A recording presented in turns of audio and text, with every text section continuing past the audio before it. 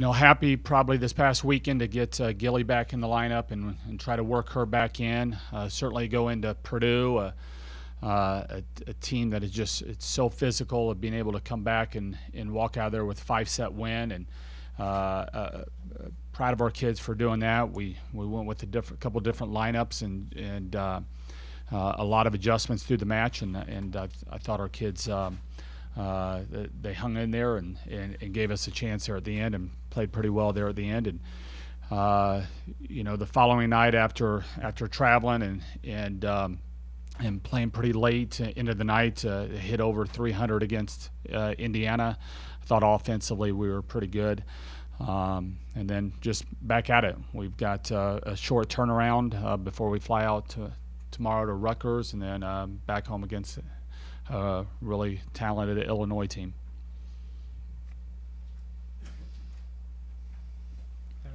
After missing 3 weeks and only having a couple practices, how close was Gilly being to the Gilly who was there the first couple of weekends?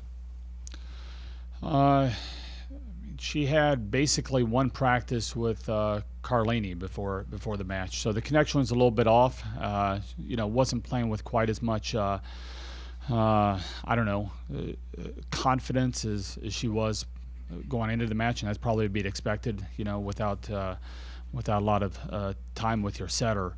But she was excited about being out there, and was a little bit better the second night than what she was the first night, and we just need to get in the practice gym. But I thought before her injury, I thought she's playing at All-American level. But you're out for about 3 weeks. It's going to take a little bit of time.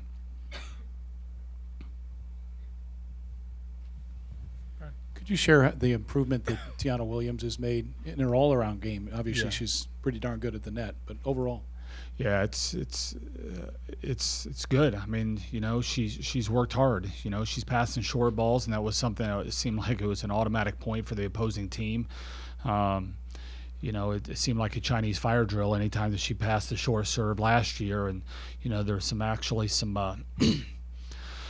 some rhythm, some flow to the game when she takes that first ball now. And offensively, there's been matches we've been carrying. She's carried us. Blocking wise, she's been solid all year. But offensively, she's really turned into one of our main weapons. It's but it's come down to she's made the decision that she's wanting to be great at this game. Rather than just really good. And, once you make that decision that you're all the way in, you're wanting to be special, and you put the time behind it, then things like this happens. It's an exciting time for her, but she's still got a long ways to go.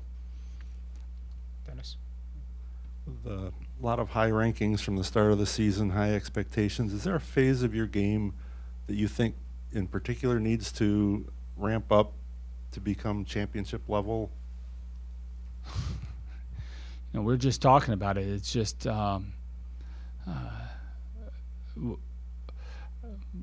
we don't feel like there's any part of our game that we're not real good at. We feel like we're pretty solid in most areas of our game, but I'm not sure that we feel like there's anything that we're elite at yet.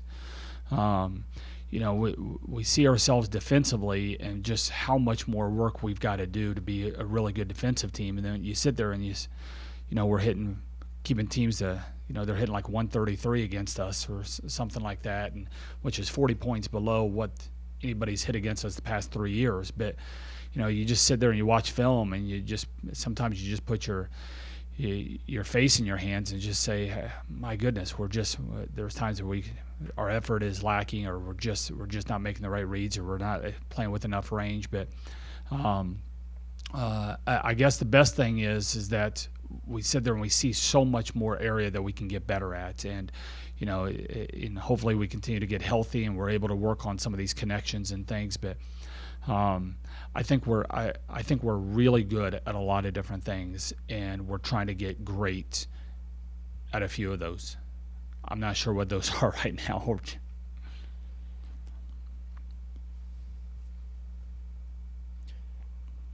Anything?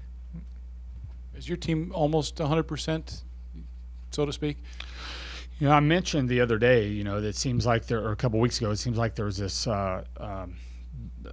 invisible baton that's being handed off, and it's literally the day that we get Gilly back, then